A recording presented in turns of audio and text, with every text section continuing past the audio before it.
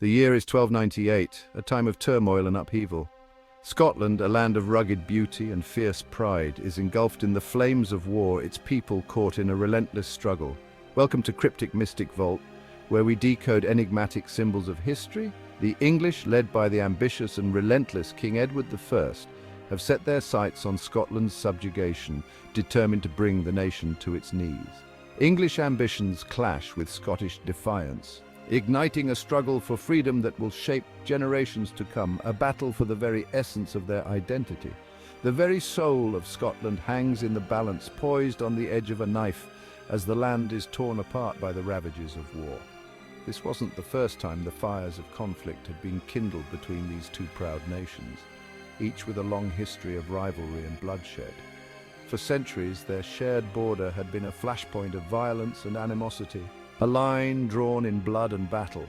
Raids and skirmishes were commonplace, each side fueled by a deep-seated mistrust of the other, a cycle of retribution and revenge. But this time, something was different. A sense of urgency and desperation hung in the air. This time, the stakes were higher, the consequences more profound, as the future of a nation teetered on the brink.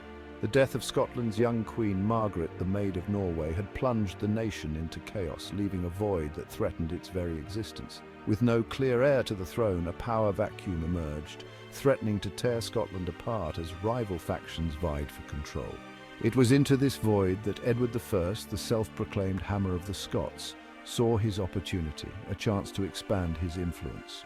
Sensing weakness, he moved swiftly to assert his dominance, demanding homage from the Scottish nobles vying for the throne, seeking to solidify his power. Edward's demands were met with a mixture of fear and resentment as the Scottish lords grappled with the implications of his rule. While some Scottish lords, eager to secure their own positions, were willing to bend the knee to the English king, others saw this as an intolerable infringement on their sovereignty, a betrayal of their heritage. Among them were men like William Wallace and Andrew de Moray, men who would become symbols of Scottish resistance, their names etched in legend, their deeds inspiring a nation to rise. King Edward I of England, a monarch of formidable ambition and ruthless efficiency, was a ruler who cast a long shadow over the British Isles. His reign was characterized by a relentless drive to expand his influence and consolidate power. Known as Longshanks for his imposing height and the Hammer of the Scots for his brutal subjugation of Wales, Edward was a man who brooked no opposition. His military campaigns were fierce, and his strategies were meticulously planned to ensure dominance.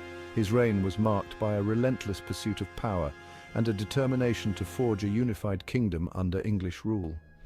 Edward's vision was one of a vast empire, and he was willing to go to great lengths to achieve it. Standing against him was William Wallace, a figure shrouded in myth and legend, whose name would become synonymous with Scottish resistance. A man who emerged from the relative obscurity of the Scottish gentry to become a symbol of his nation's indomitable spirit, Wallace's rise was nothing short of extraordinary. While historical accounts of Wallace's early life are scant, it is clear that he possessed a rare combination of charisma, military cunning, and unwavering conviction that galvanized the Scottish people and struck fear into the hearts of his enemies. His leadership was a beacon of hope for those who longed for freedom. Edward, with his vast armies and seemingly inexhaustible resources, represented the overwhelming might of England. His forces were well equipped and highly trained, ready to crush any rebellion.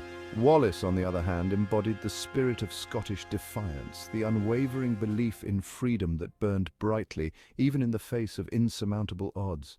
His courage and determination were the lifeblood of the Scottish resistance.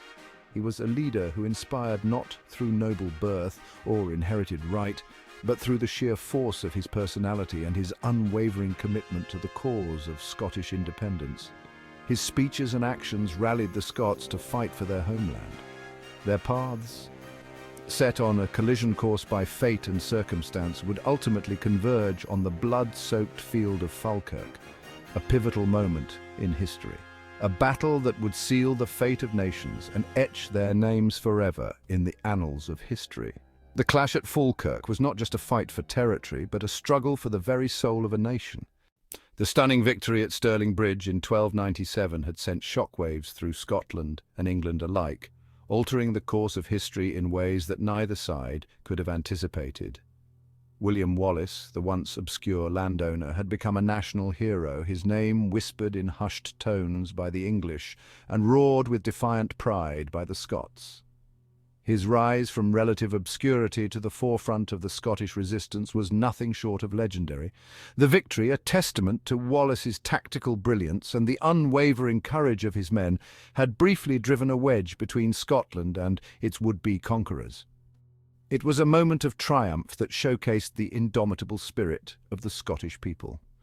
Appointed Guardian of Scotland alongside Andrew de Moray, Wallace found himself thrust into the unfamiliar role of statesman and strategist. He had to navigate the treacherous waters of medieval politics while keeping the morale of his people high. But the euphoria of Stirling Bridge was short-lived. The reality of the ongoing conflict soon set in, casting a shadow over the initial jubilation. The English, licking their wounds and thirsting for revenge, were already mobilizing a vast army under the direct command of their enraged king. The scale of their preparations was daunting, a clear indication of their intent to crush the rebellion. Edward, his pride wounded and his ambition undeterred, was determined to crush the Scottish rebellion and make them pay dearly for their defiance. His resolve was as unyielding as the steel of his sword. Faced with the overwhelming might of the English army, Wallace knew that a pitched battle in the open would be suicidal. The odds were heavily stacked against the Scots in a direct confrontation. He adopted a strategy of guerrilla warfare, using Scotland's rugged terrain to his advantage, harassing the enemy, disrupting supply lines, and avoiding any decisive engagement. This approach allowed the Scots to strike swiftly and retreat into the safety of their familiar landscapes. His aim was to bleed the English dry, to wear down their morale and force them into a war of attrition they could not win. It was a strategy born out of necessity and desperation, but it held the potential to turn the tide. But this strategy, while tactically sound, came at a heavy price. The constant skirmishes and retreats took a toll on the Scottish fighters and their resources. The scorched earth policy, while necessary to deny the English supplies, brought suffering and hardship to the very people Wallace had sworn to protect. The land was left barren, and the people faced the harsh realities of war. Villages were razed, crops destroyed, and the spectre of famine loomed over the land. The devastation was widespread, affecting countless lives and livelihoods. It was a brutal calculus of war, a gamble that the sacrifices made in the present would pave the way for a brighter future. Wallace's hope was that the suffering endured now would lead to a lasting freedom for Scotland. Imagine a world where the Battle of Falkirk had a different outcome. What if, against all odds, William Wallace had triumphed? The ramifications of such a victory would have been profound, reshaping the very fabric of history as we know it. Had Wallace emerged victorious, Scotland might have maintained its independence much earlier. The victory at Falkirk could have been a beacon of hope, inspiring other nations to resist English dominance. The ripple effects would have been felt far and wide, potentially altering the course of European history. A triumphant Wallace would have solidified his status as a legendary figure not just in Scotland, but across Europe.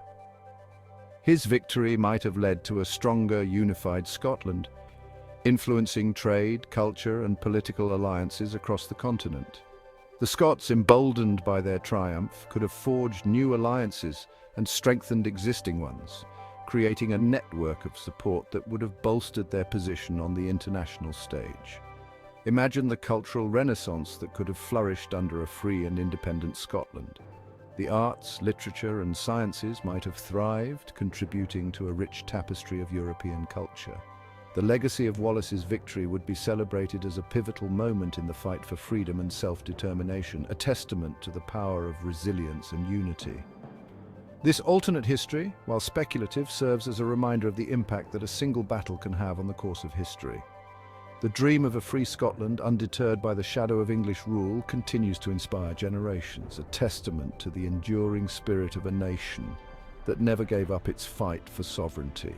Don't forget to like, comment, share, and subscribe for more mind-blowing discoveries and thrilling adventures into the past.